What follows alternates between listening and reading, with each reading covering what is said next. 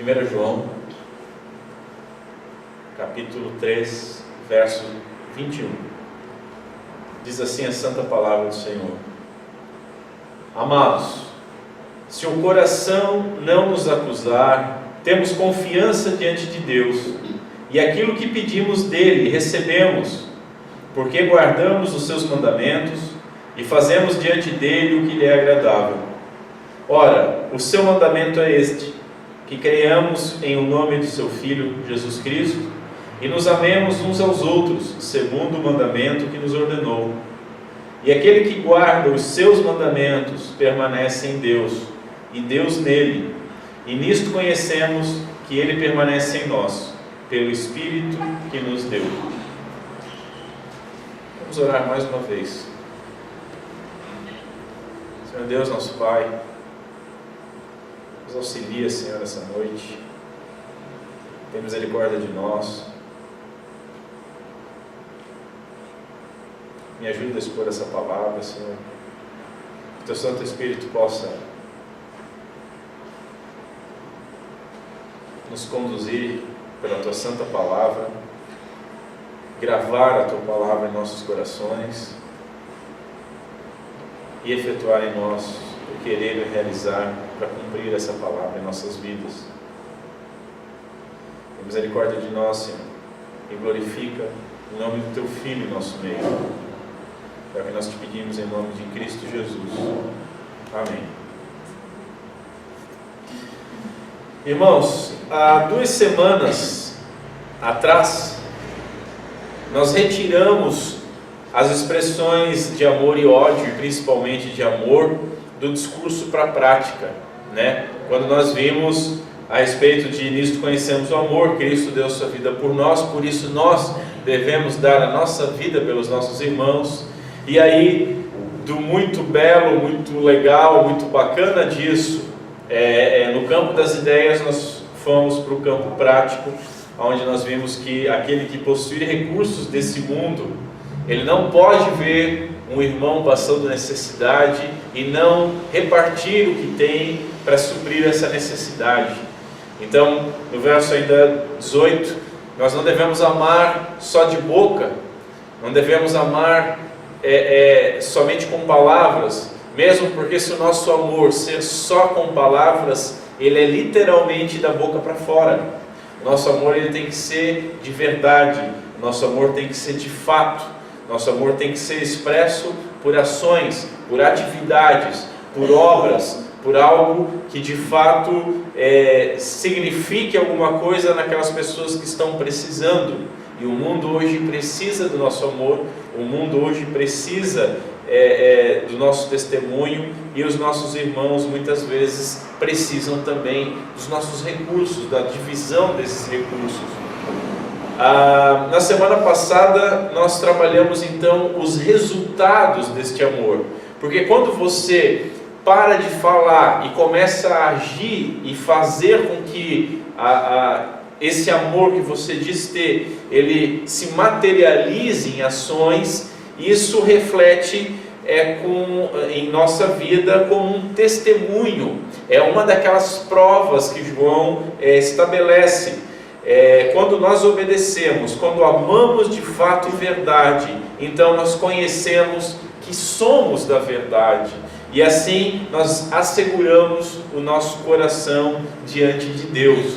É um daqueles sabemos que somos filhos de Deus, porque nós amamos e porque nós transformamos esse amor em obras, em atitude, em de fato cuidar dos nossos irmãos, juntando isso à nossa crença no nosso Senhor Jesus Cristo, e juntando isso à nossa obediência à lei, e lembrando que o próprio amor é um fator de obediência, então nós temos um testemunho de que de fato somos filhos de Deus. Vimos ainda a respeito do nosso coração, ele nos acusar ou ele não nos acusar, e vimos que quando ele nos acusa, nós podemos tirar disso algum proveito, porque nós devemos pedir perdão pelos nossos pecados. Mas vimos também que quando ele nos acusa, há alguém que é maior que o nosso coração, que é Deus. E se o nosso coração tem um senso de justiça e às vezes está insatisfeito, a justiça do nosso Deus é muito maior do que o nosso coração pode imaginar. De tal maneira que a justiça de Deus é muito mais pesada que o julgamento do nosso coração. Então nós devemos ter uma vida de obediência. Mas ainda, nós devemos lembrar o seguinte, que muitas vezes o nosso coração pode nos acusar porque ele está tentando se auto-justificar. E aí nós devemos lembrar de novo que Deus é maior que o nosso coração. De tal maneira que se o nosso coração nos acusa porque ele não enxerga em nós, porque alguma coisa em nós não enxerga que nós somos filhos de Deus, Deus é maior que o nosso coração. E nós temos que lembrar do verso 1 do capítulo 3. Vede que grande amor que o Pai nos tem concedido, a ponto de sermos chamados de filhos. E ele continua, e de fato somos filhos de Deus. E continua no verso 2, ainda não se manifestou aquilo que haveríamos de ser, mas quando o nosso Senhor se manifestar, e nós o vermos como Ele é, seremos transformados à sua imagem. E aí, de fato, nós vamos ver aquilo que às vezes nós exigimos de nós, e nós nos acusamos, né, e não conseguimos enxergar. E eu ainda posso comentar a respeito disso, que nós não podemos transformar a nossa confiança naquilo que nós fazemos. Entendam, a carta de 1 João ela é meio prática. Por quê? Porque ela nos dá provas, né, para que eles sabemos, provas tanto doutrinárias, quanto sociais, quanto morais, de que nós somos filhos de Deus. Mas, vede que grande amor nos tem concedido o Pai. Nós não podemos medir, mensurar, nós não podemos calcar, ter a base da nossa esperança, da nossa fé em nós mesmos. Se você for olhar pura e simplesmente para o seu coração, o que ele sente, o que ele acha, você vai se desesperar, porque diante da lei de Deus nós nunca vamos alcançá-la. Ponto. Diante do amor aos irmãos nós nunca vamos alcançar. Diante da nossa crença no Senhor Jesus Cristo nós nunca vamos alcançar na medida satisfatória. De tal maneira que nós devemos lembrar que maior que o nosso coração é Deus. E nós somos salvos por quê? Nós somos salvos pela graça dele, porque no seu beneplácito, porque Ele desejou que assim fosse e nos escolheu desde antes da fundação do mundo, e nos chamou, e nos salvou, nos regenerou, nos justificou. E enquanto nós estamos sendo santificados, podemos ter dúvidas, podemos tropeçar, podemos às vezes cair com a cara no chão, mas devemos ter certeza que aqueles que Ele chamou e justificou, Ele glorificou. Não se manifestou ainda o que haveremos de ser, mas sabemos com certeza que vai se manifestar. Então, maior do que o nosso coração é Deus. E aí nós chegamos até o verso 21, que nós vamos dar uma olhada nele de novo. E nós vimos pelo verso 21 que nós conseguimos obter através dele uma dupla certeza de salvação. Primeiro, porque as obras testemunham a nossa regeneração. Então, se o nosso coração não nos acusar diante de Deus, em um certo sentido, é porque nós estamos vendo que em alguma medida nós estamos obedecendo a Deus, estamos amando a Deus, estamos amando o nosso irmão e estamos fazendo algo por ele. E isso nós sabemos que não é natural, e a gente vai sempre frisar isso. Isso não é natural no ser humano. O ser humano é naturalmente mau e egoísta. Então, se há alguma coisa boa em nós, é porque recebemos. E recebemos por graça e misericórdia de nosso Deus. O que nós temos, que não temos recebido, diz Paulo. E se recebemos, por que nos comportamos como se não tivéssemos recebido? Então, o que há de bom em nós, há de bom porque Deus colocou e porque Deus está usando para glorificar o seu santo nome. Não há motivos para nós nos glorificarmos em nós, mas nos glorificarmos sempre nele. E a segunda razão é que, se o nosso coração não nos acusa diante de Deus, não significa que nós não temos pecado, mas significa que os pecados que foram confessados, né, diante de Deus, eles geram um coração que não vai os condenar por aquilo, porque ele se desnudou, ele se desmascarou diante de Deus. E ele tem, o cristão verdadeiro, ele tem diante de Deus o entendimento de que nós somos aceitos por graça, misericórdia, amor, bondade e beneplácito de Deus, e não por algo que havia em nós. De tal maneira que nós somos pecadores, de tal maneira que somos injustos, mas vistos como justos, declarados justos pela obra do nosso Senhor Jesus Cristo, que é a justificação.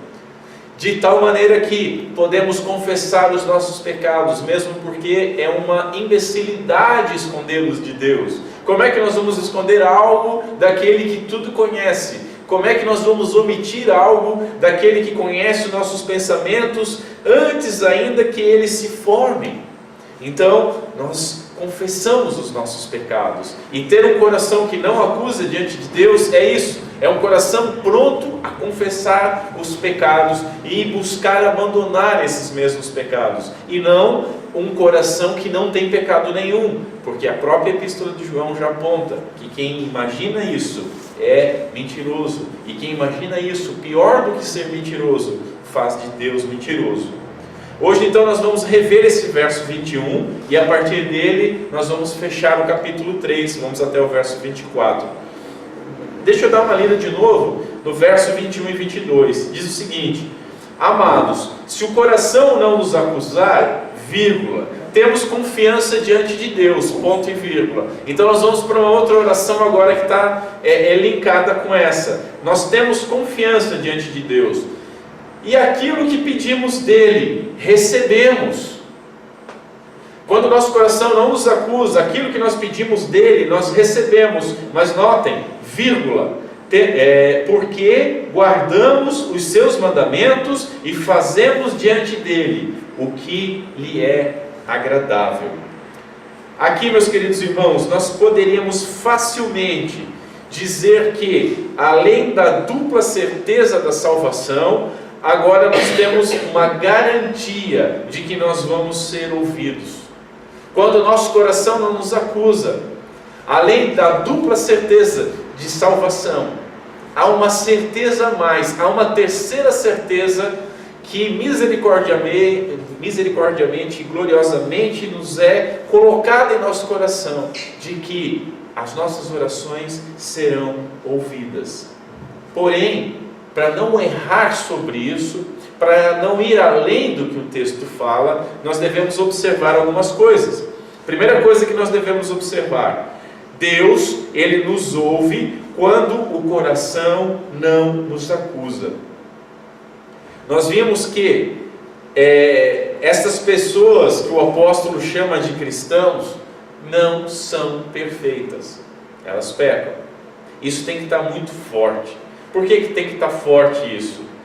Porque há alguns movimentos dentro da igreja evangélica, e movimentos que não são bíblicos, movimentos que eu diria que beiram a apostasia, que beiram o abandono da fé verdadeira, que pregam uma perfeição, pregam que o cristão ele tem que ser plenamente perfeito, plenamente santo, que o cristão ele não peca de maneira alguma, e que se peca ele deixa de ser cristão.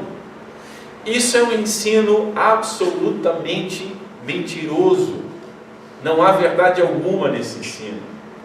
Nós somos pecadores, e aquele que diz que não tem pecado faz de Deus pecador. Isso tem que estar muito claro, muito claro. Tanto que nós devemos rejeitar quando vem aqueles movimentos de santidade, de perfeição absoluta. Geralmente quem impõe um movimento desse se acha o último biscoito do pacote. Ele acha que não tem pecado. Por isso que eu digo que é um movimento apóstata.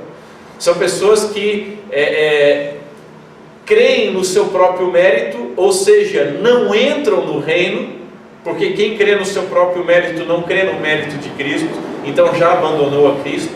E eles não só não entram no reino, como não deixam entrar aqueles que querem entrar, porque colocam um jugo sobre pessoas que não são não têm um orgulho tão exacerbado quanto o deles, que não tem uma confiança em si mesmo, porque maldito o homem confia no homem, não são tão apóstatas quanto essas pessoas, esses falsos mestres, e aí se desesperam, porque vejam, é a junção infernal, maldita, demoníaca, da fome com a vontade de comer, é a junção dos líderes que se acham muito certinhos, muito santos, que pregam uma santidade absoluta. E entendam, a gente foi educado no sistema Paulo Freire. Eu não estou dizendo aqui que a gente pode enfiar o pé na jaca à vontade e está tudo certo. Só é cristão aquele que obedece, mas a nossa obediência falha. O melhor da nossa obediência é falha. E ainda que nós obedecêssemos tudo plenamente, o nosso Senhor Jesus Cristo diz o seguinte: servos inúteis. Então a gente tem que entender essas coisas, e tem que entender que eu não estou dizendo aqui que uma vez salvo, salvo para frente e deixa a vida te levar, mas dizer que pode ser alcançado aqui nessa terra, na nossa natureza carnal, uma santidade perfeita, é mentira satânica. Quem acredita nisso está muito, mas muito enganado, está se enganando e enganando outros. Só que os outros que estão sendo enganados, como eu disse, por não estar nesse nível de orgulho, eles buscam com sinceridade, e olha só como nós temos visto que não basta ser sincero, não são os sinceros que herdam o reino dos céus, mas são os mansos e humildes de coração. Então não basta ser sincero, mas o sincero ele ouve esses líderes, desses movimentos de infabilidade humana, e aí eles se deprimem, óbvio. Você não sabe que tem pecado? É claro que você sabe que tem pecado. Você sabe que é pó e pecado, como dizia Lutero. Você não consegue olhar para o espelho e se imaginar uma pessoa santa. Você sabe que tudo que você... Eu, enquanto prego o Evangelho do nosso Senhor Jesus Cristo, enquanto eu estou aqui pregando, sendo ainda que uma voz profética, eu como Alberto de Oliveira peco. Então nós não podemos ter ilusão quanto a isso. Mas eu já ouvi esses líderes e ficava ouvindo, e quando lia alguma coisa a respeito de guardar os mandamentos e o Filho de Deus, como diz aqui no verso 6 do capítulo 1, se dissermos que mantemos comunhão com Ele, andarmos nas trevas, mentimos e não praticamos a verdade, e coisas desse tipo, aquilo oprimia, e eu me imaginava, puxa, eu estou me enganando, e eu estou fazendo aos irmãos de bobo, e eu estou mentindo diante de Deus, porque eu não sou cristão.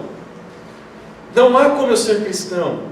Eu não consigo obedecer, eu não consigo me guardar, eu não consigo mortificar a minha carne de tal maneira de andar nessa região espiritosférica que esses líderes falam que andam. Eu peco. E agora?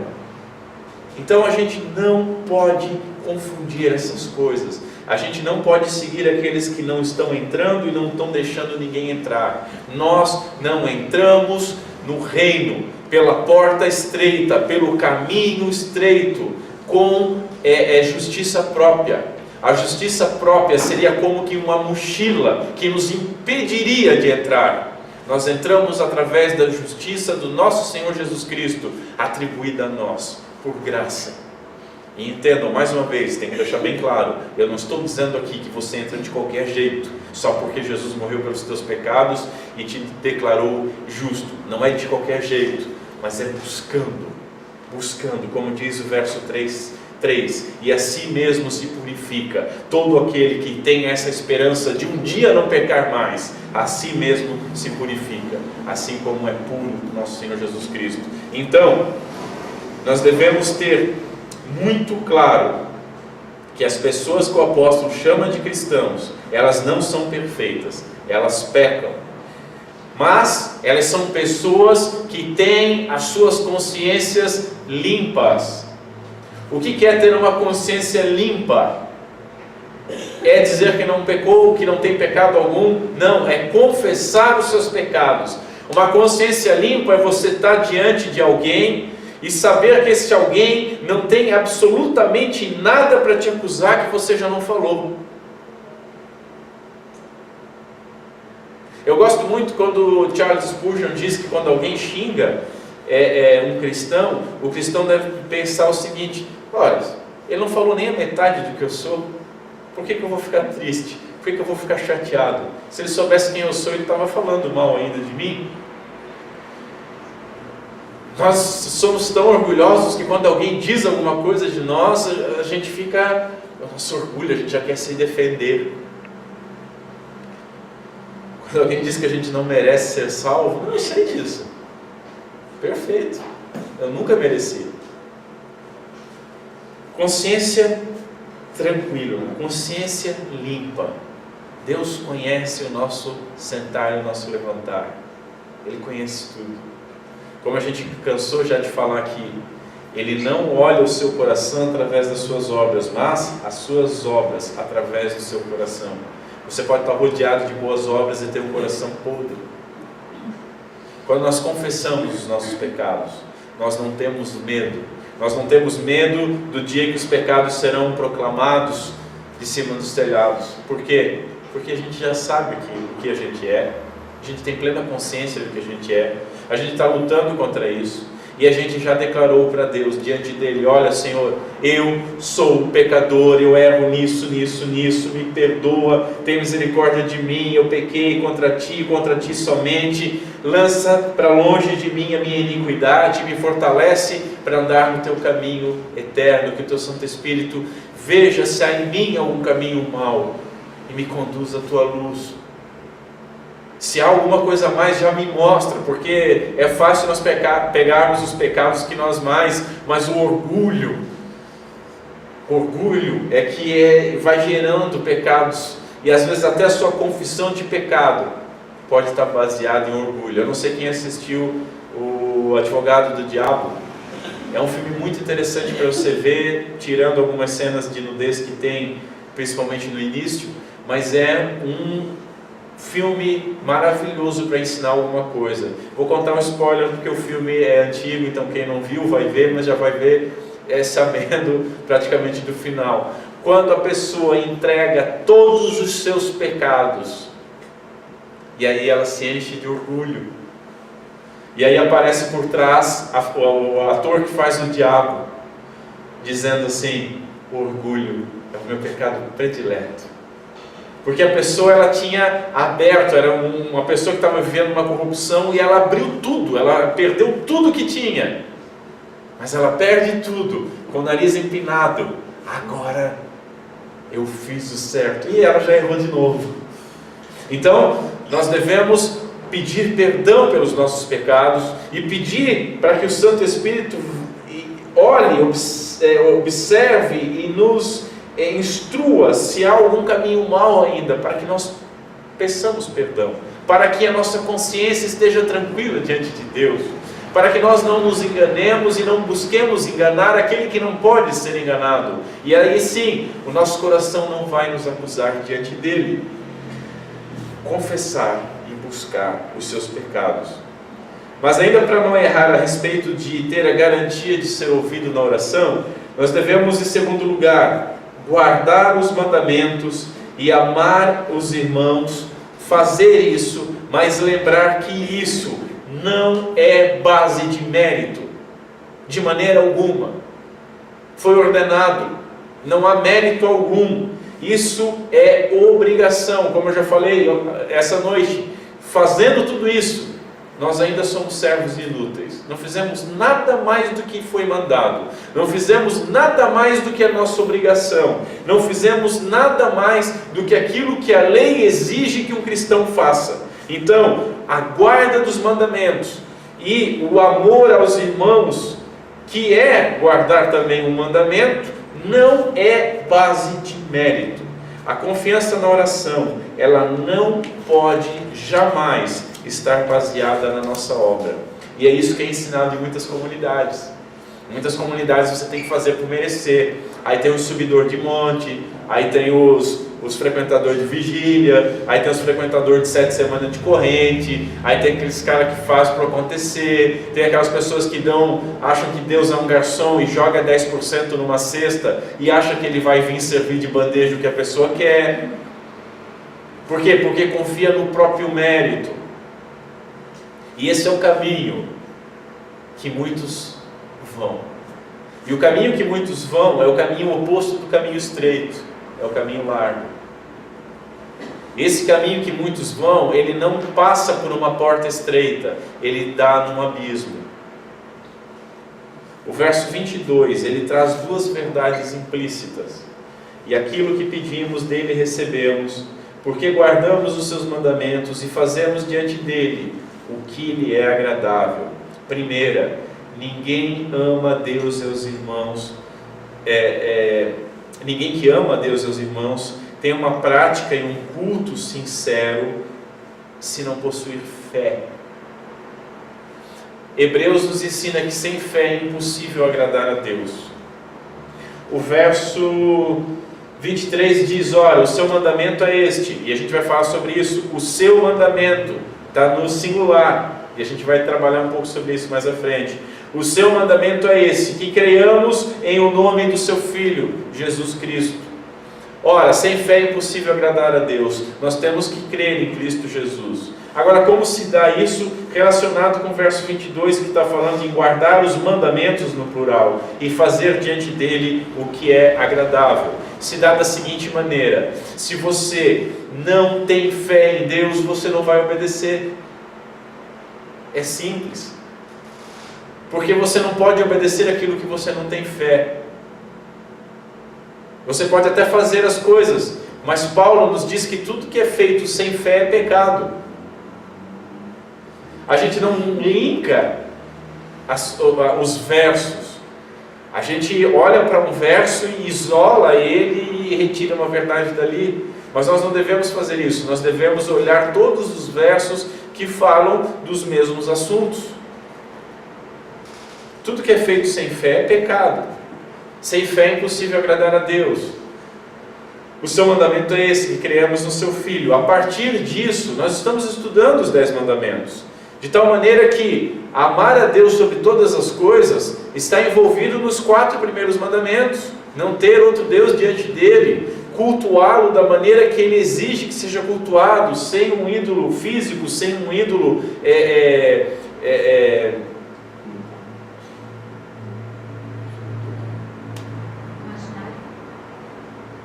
perdi o termo. Sem um ídolo físico ou um ídolo, não é bem imaginário, sentimental, é nessa linha, um ídolo que você não tenha uma estatuazinha de um santo, de Deus ou de alguma coisa, mas uma idolatria que você tenha com relação a Deus na sua imaginação, de você imaginar um Deus de alguma forma que é diferente das Escrituras Sagradas. E isso aqui nos ensina o segundo mandamento. E cultuá-lo, e ter temor, e ter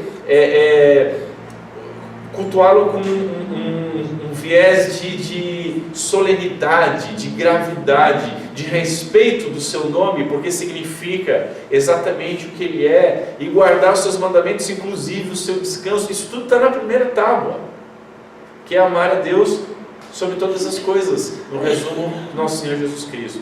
Você não faz isso se não tiver fé, é óbvio que não. Agora você pode medir a sua fé por isso. Você tem guardado os dias de descanso? Você tem não falado o nome do Senhor em vão? Você não tem feito ídolos? Você não tem tido outros deuses diante dele? Aí você analisa a sua fé. Mas notem, sem fé você não consegue fazer isso. Sem fé você não consegue fazer cumprir os mandamentos que vêm após esses e que dependem desses. Se você não ama a Deus, você não vai amar o seu irmão. E se você amar o seu irmão de alguma maneira que não seja através do amor de Deus, e eu gosto muito de Agostinho, pouco ama aquele que ama sem ser por ti. Se você ama as pessoas, eu amo as pessoas, olha, não não sei se Pablo, eu sou até ateu, eu não preciso de Deus para amar as pessoas. Esse seu amor é um amor idólatra.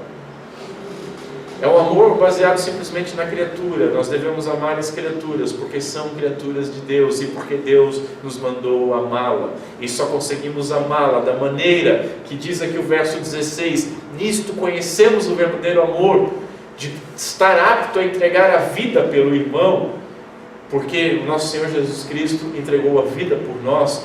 Para ter um nível de amor dessa complexidade, é somente com fé em Deus e somente amando a Deus em primeiro lugar. Então, repito, ninguém ama a Deus e os irmãos, ninguém tem uma prática verdadeira e um culto sincero sem fé. Da mesma forma que você não pode orar sem fé. Então não adianta você achar que seu coração não acusa e você tem confiança diante de Deus, mecanicamente pode pedir para Ele, porque você deu uma cesta básica para alguém, porque você dividiu um pacote de bolacha com alguém, porque você veio no culto domingo e não quebrou o quarto mandamento, porque você quebrou uma imagem que você tinha, ou rasgou a capa de um livro que tinha uma imagem de Jesus e tal, porque você entendeu que isso é errado e agora você vai orar e mecanicamente as coisas vão acontecer. Não, é por fé. Você tem que ter fé. Agora entenda o seguinte: a fé para a obediência é a fé que pede. Aquela fé que obedece é a mesma fé que pede. E ela pede justamente porque ela obedece. O próprio pedir é obediência. Deus nos instrui a pedir. O Pai Nosso é cheio de petições. Só temos que alinhar essas petições com a vontade de Deus. Até agora nada tem se pedido em meu nome. A partir de agora vocês vão pedir em meu nome, nos ensina Jesus. E nós temos o nome dele, a justiça dele, para pedirmos as coisas. Mas a segunda verdade implícita é esse porquê. E isso aqui pode ser uma pedra de tropeço. O porquê do verso 22. E aquilo que pedimos dele recebemos, porque guardamos os seus mandamentos. Notem que ele é antecedido por uma vírgula. Ele não está uma oração contínua. Ele não é uma sentença como que condicional, mas é uma sentença de consequência. Vamos explicar isso. Se fosse uma sentença condicional, seria da seguinte maneira: guarde e faça o que Deus exige e Ele te ouve. Você faz isso, Deus faz aquilo. Mecânico, toma lá, dá cá. Deus precisa ser agradado pelo teu amor e pela tua obediência e Ele te responde às orações. Isso é que muita gente ensina. Isso é que muita gente crê. Mas há uma vírgula aqui. E essa vírgula diz muito para a gente. E aquilo que pedimos dele recebemos. É uma sentença. Há uma segunda sentença. Porque guardamos os seus mandamentos e fazemos diante dele o que lhe é agradável. Então esse porquê, ele não é um porquê condicional. Se você de fato guarda os mandamentos e faz diante dele aquilo que é agradável, então ele, por causa disso, faz aquilo. Não. Mas é uma consequência. Como assim uma consequência? Quando você obedece, você ama e você permanece nele consequentemente. O seu coração não lhe acusa. Está lá no verso 21. Consequentemente, o seu coração não acusa. E a sentença vem desde o verso 21. Em segundo lugar, você pede e recebe. Em terceiro lugar, você pede, e aqui é que está a chave para entender isso. Você pede o que Ele quer. E você pede conforme a sua vontade, a vontade dEle, não a nossa. Você pede o que Ele pediria. Aí muda de figura, muda totalmente de figura. Talvez alguns irmãos lembram que eu expus há pouco tempo, João capítulo 15, verso 7. Se quiserem abrir, João 15, verso 7 diz o seguinte: se permanecerdes em mim, e as minhas palavras permanecerem em vós, pedireis o que quiseres, e vos será feito. É um verso forte e também muito mal usado. Se permanecerdes em mim, as minhas palavras permanecerem em vós, pedireis o que quiseres e vos será feito. As pessoas leem isso aqui e elas só conseguem enxergar o seguinte: e pedirei o que quiserdes e será feito. Mas era só isso? Ele falou, pede que vai vir. Tem jeito. É mecânico, está lá, basta fazer o que ele quer, é permanecer nele. Eu vou na igreja, sou subidor de monte, então eu permaneço nele, eu vou pedir e vai ser feito. Isso é mentira, e é uma triste mentira. Esse verso de João, capítulo 15, verso 7, ele vai auxiliar o que eu estou defendendo. Lá Jesus afirma o seguinte, que aqueles que permanecem nele, em Deus, e ele, Deus, permanece na pessoa. Aqueles que permanecem nele, e ele permanece na pessoa. Isso é Jesus falando e João registrando. E depois João escreve a sua epístola. E aí ele ecoa esse verso em vários versos. Ele ecoa no verso 1,7. Se porém andarmos na luz como ele está na luz, mantendo comunhão uns com os outros, o sangue de Jesus, seu Filho, nos purifica de todo pecado. No 2, 5 e 6, aquele, entretanto, que guarda a sua palavra, nele, verdadeiramente tem sido aperfeiçoado o amor de Deus. Nisto sabemos que estamos nele. Aquele que diz que permanece nele, esse deve também andar assim como ele andou. Verso 2, 10, aquele que ama seu irmão permanece na luz, e nele não há tropeço. 24, permaneça em vós o que ouvistes desde o princípio. Se em vós permanecer o que desde o princípio ouvistes, também permanecereis vós no Filho do Pai. E no Pai, desculpa. Verso 28, filhinhos, agora pois permanecei nele, para que quando ele se manifestar, tenhamos confiança e dele não nos afastemos envergonhados na sua vinda. Olha só, o coração que não acusa, porque confessou os pecados. É o coração que não vai se afastar envergonhado na sua vida, porque não tem mais vergonha. Vai ter vergonha do quê? Não vai ter nada que vai ser jogado na cara que a pessoa não tinha falado antes. 3,6, todo aquele que permanece nele, não vive pecando. Todo aquele que vive pecando não viu nem o conheceu. 9, todo aquele que é nascido de Deus não vive na prática do pecado, pois o que permanece nele é a divina semente. Ora, por isso ele não pode viver pecando. 24, que é o verso que a gente vai encerrar hoje. E aquele que guarda os seus mandamentos permanece em Deus e Deus nele. Notem como Jesus falou algo que João foi, e a gente falou que João ele faz uma espiral aqui na sua carta. Ele vai repetindo e argumentando continuadamente a respeito disso. E nisto conhecemos que ele permanece em nós, pelo Espírito que nos deu. Olha, né? Aquele que guarda os seus mandamentos permanece em Deus. Isso é muito importante para nós entendermos o verso 22.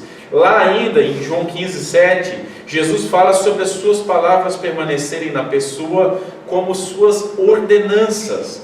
O que foi mandado, que aí é o que nós temos aqui no 22, 24. Porque guardamos os seus mandamentos e fazemos diante dele o que lhe é agradável. Ora, o seu mandamento é este, que creiamos em seu nome, em nome do seu Filho, Jesus Cristo, e que nos amemos uns aos outros, segundo o mandamento que ele nos ordenou. E aquele que guarda os seus mandamentos permanece em Deus. Então, e só então, diz Jesus, pedi o que quiseres e vos será feito. Não é só chegar e pedir, mas há algo. Só que esse algo não é um condicional puro e simples mecânico, mas é uma consequência. Por você estar nele e ele em você, e por você o obedecer naturalmente, você vai pedir o que quiser, mas você não vai mais pedir conforme a sua vontade, pura e simplesmente. Você não vai pedir aquela oração que não é respondida, como diz Tiago, pedi e pedis mal, porque vós pedis para gastardes nas vossas próprias concupiscências. Você não vai pedir dessa maneira. Então essa oração, Notem, mais uma vez, ela não é um condicional, é consequência de estar nele. Aquele que permanece nele, o obedece. Aquele que permanece nele, vive nele, obedece a sua lei e vai pedir aquilo que é agradável a ele. Então agora já mudou um pouco o nosso entendimento sobre pedir e ter confiança que vai receber. Quando é que nós temos confiança que nós vamos receber? Quando nós pedimos algo que vai agradar ele, quando nós pedimos nele. Agora ainda lá em João 15:7, naquela exposição que eu fiz, eu ensinei algo. A pessoa não vai pedir jamais aquilo que Jesus não pediria. E isso é pedir em nome de Jesus. Lembra que eu falei isso para os irmãos? Não é simplesmente, Senhor, eu quero um carro novo em nome de Jesus. Isso é falar o nome de Deus em vão. Simplesmente isso. Pura e simplesmente isso. Senhor, eu quero ficar rico em nome de Jesus. Isso é falar o nome de Deus em vão. Isso não é oração. Isso é pecado. E é pecado grave. A pessoa que está nele e obedece a ele vai pedir em nome de Cristo, vai pedir a sua vontade, vai pedir como se fosse o próprio Cristo pedindo. Lembra que eu usei, até eu fiz uma analogia bem limitada, mas é como se eu e a minha esposa estivéssemos no restaurante e eu me ausentasse para ir no banheiro e viesse o garçom, ela sabe o que eu vou pedir, ela pede em meu nome. Ó, você traga isso e isso para o meu marido. Só que aí vamos melhorar um pouco esse exemplo. Antes de ir no banheiro eu digo para ela, olha, eu quero macarrão alho e óleo e quero tal bebida, e levanto, eu já deixei explícito o que eu quero. Será que nosso Senhor Jesus Cristo deixou explícito o que Ele quer? Eu acho que sim. E aí a gente vai pedir, como a minha esposa poderia pedir em meu nome, mas não em meu nome. Ó, eu quero que você traga uma salada de aspargos e tônica, água tônica, que aí a gente vai ter uma briga séria. Ela não vai pedir o que eu não quero, o que eu não gosto, o que eu imaginei que talvez, não, ela vai pedir aquilo que eu já tinha até dito. Assim nós devemos pedir, porque estamos nele e obedecemos a ele, e amamos a ele, e temos fé nele, pedir aquilo que ele deixou explícito, que é a sua vontade. E pedindo aquilo, aí sim, nós teremos certeza, nós estamos pedindo em nome de Cristo, nós estaremos falando, mas é como se fosse a boca de Cristo falando, e não ousemos nós abrir a nossa boca pecaminosa para pedir aquilo que o nosso Senhor jamais pediria. Mas, não poderia ser algo para si? Será? Quem sabe? Não pode ser algo para si? Claro que pode. Pode ser algo para si. Pode ser algo que não está explícito aqui. Mas primeiro, não é vã concupiscência. Segundo, não é boa vontade que está em desacordo com a vontade de Deus. Senhor, por favor, dá um dinheiro para tal irmão, faz alguma coisa para tal irmão. Mas Deus está querendo ensinar aquele irmão alguma coisa. Senhor, aquele irmão está querendo comprar um carro, abençoe ele para comprar um carro, mas Deus não quer que ele tenha um carro, porque sabe que a fé dele ainda não está firme, e ele com um carro ele vai viver mais na praia do que na igreja. Mas é algo bom que você está pedindo, mas calma, é a vontade de Deus sendo. Mas pode ser algo para nós? Pode, é lógico que pode, mas lembra que os discípulos pediram para o nosso Senhor Jesus Cristo? Nos ensina a orar? E lembram que Ele ensinou a orar? E lembram como é que é a oração do Pai Nosso? Como é que ela começa? Ela começa assim, né?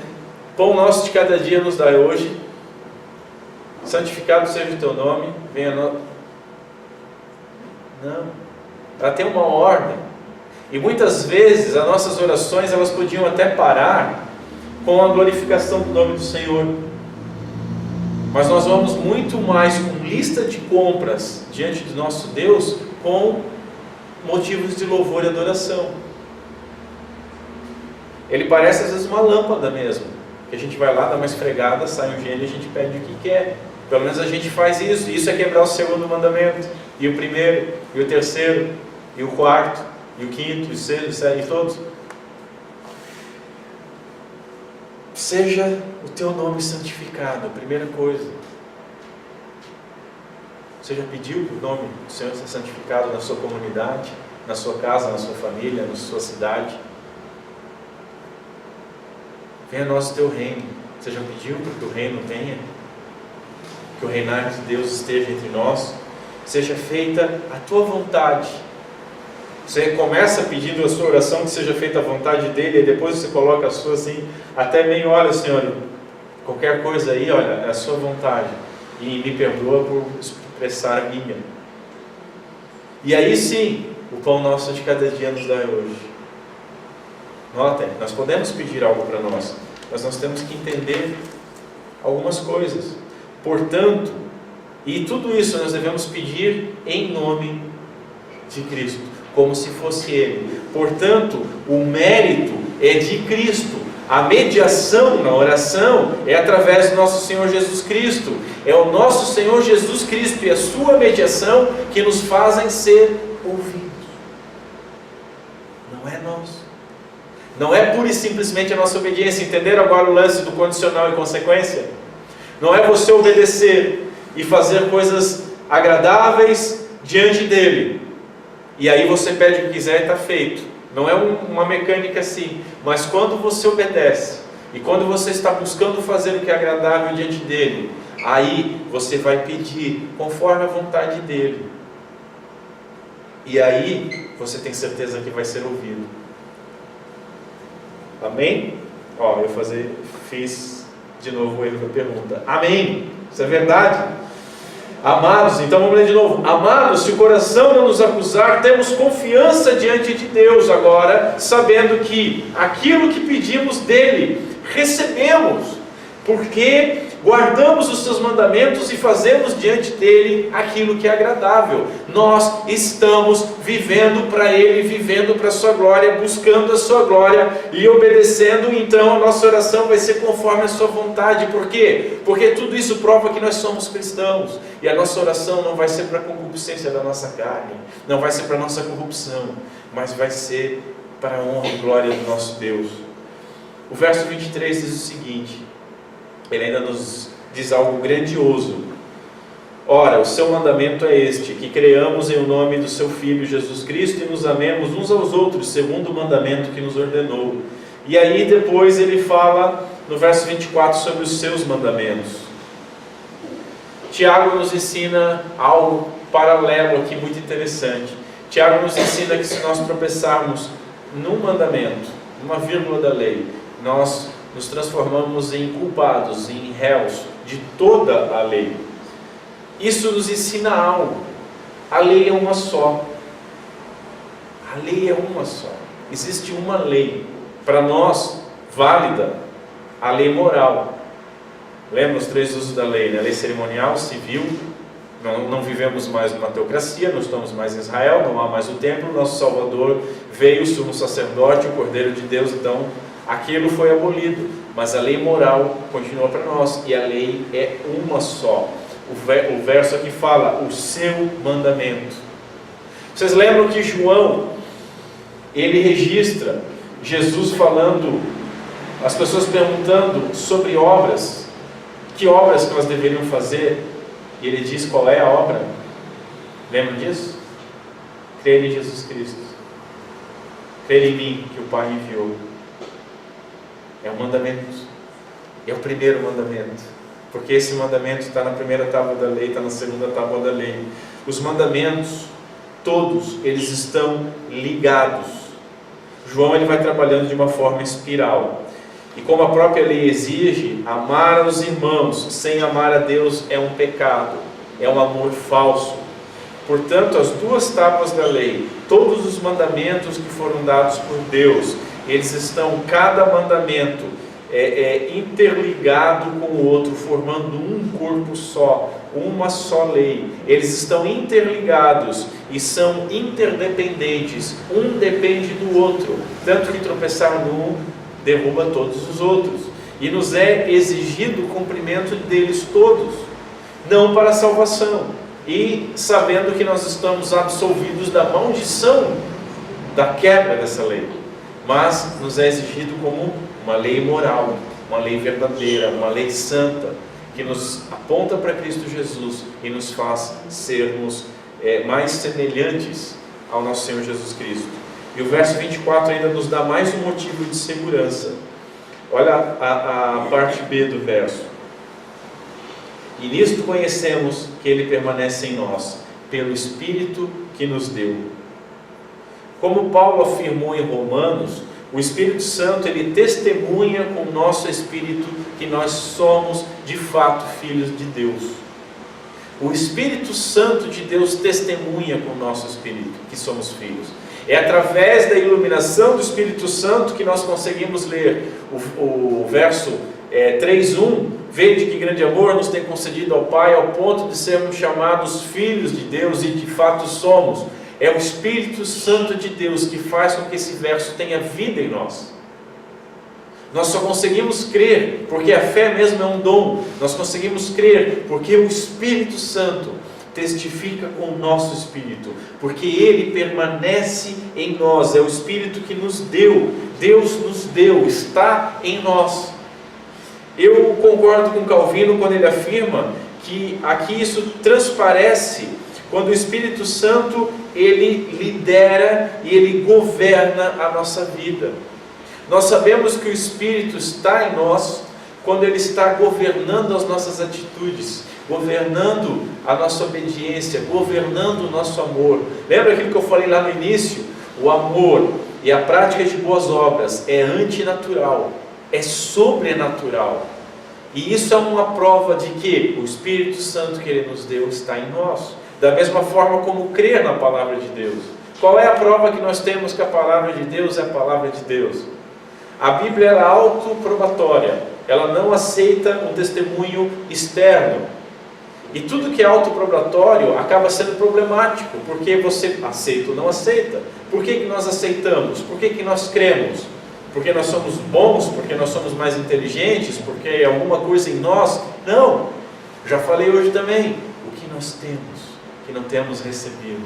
Recebemos o dom da fé para crer. E o Espírito Santo de Deus, que nos foi outorgado quando nós fomos regenerados, é que faz com que nós leiamos que somos filhos. E nós creiamos nisso. E isso vira uma verdade para nós.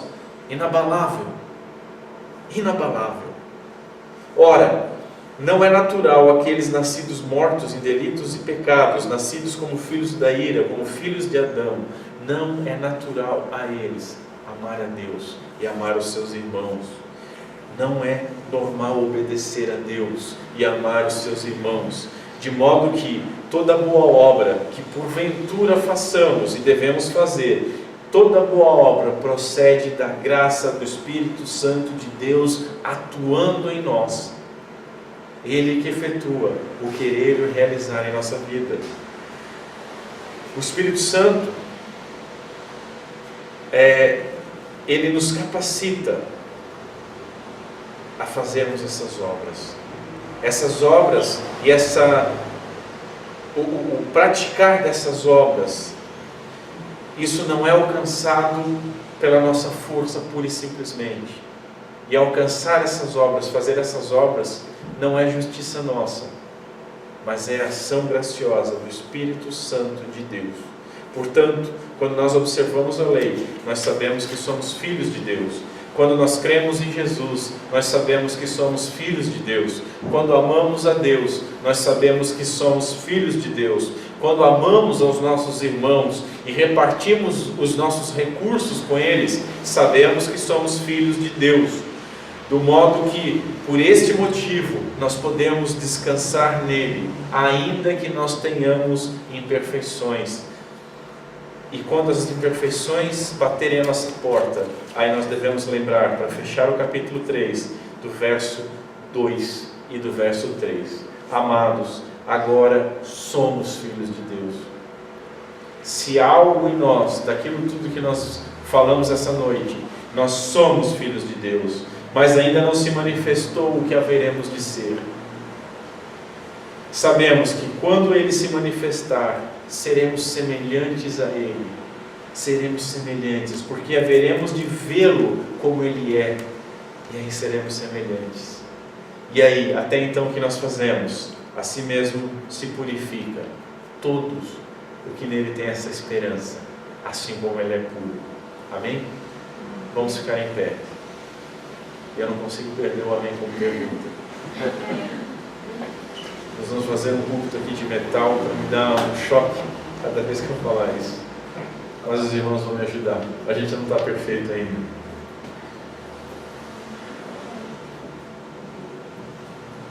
É uma carta gloriosa. Ao mesmo tempo que ela vai nos destruindo, ela nos dá segurança. Ao mesmo tempo que bate, corrige, conserta. Ao mesmo tempo que nos faz nos desesperarmos, nos dá plena esperança, porque a esperança não está em nós. E essa esperança nós temos porque o Espírito Santo de Deus está em nós. Curva a sua cabeça, vamos orar. Senhor Deus, nosso Pai, muito obrigado pela Tua Santa Palavra.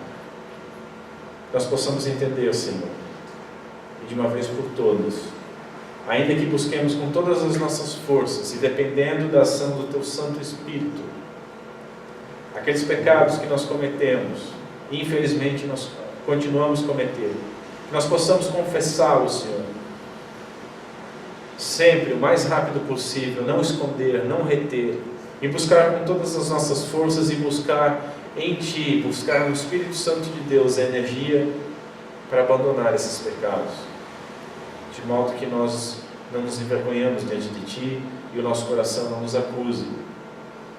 Senhor, nos auxilia a obedecer a Tua Santa Palavra, a Te amar, a crer em Ti, a amar os nossos irmãos, porque Tu nos amou e porque Tu nos ordenou mandar a amá-los. Que nós possamos praticar boas obras em Ti, por Ti, para Ti, para a glória do Teu santo nome. E aí então, Senhor, nós sabemos que nós vamos pedir e vamos receber aquilo que nós pedimos, porque aí nós vamos pedir a Tua vontade. Nos ajuda, Senhor, para que as nossas orações sejam baseadas na Tua Santa Palavra, baseadas no Teu querer. Que nós possamos não falar o Teu santo nome em vão, mas pedir de fato em nome de Jesus, pedir de fato o que o Teu Santo Filho, nosso Senhor, te pediria, na certeza que Tu sempre o ouves, na certeza que aí Tu vai nos ouvir. Senhor, e por fim nos ajuda, que nós possamos ver em alguma medida o crescimento do nosso amor, da nossa obediência, da nossa fé, possamos ver as nossas orações conforme a Tua vontade respondidas. Isso nos dê segurança que o Teu Santo Espírito está em nós e que através dessas provas, as provas doutrinárias, morais e sociais, nós possamos ver, analisar a nossa vida, se de fato somos cristãos, e continuar correndo para o alvo, continuar buscando a santificação, porque Tu nos chamou para a santificação. Em todas essas coisas, Senhor, glorifica o nome do Teu Filho em nossas vidas. Nos guia através do Teu Santo Espírito, nos guia através da Tua Santa Palavra, para nos receber na graça.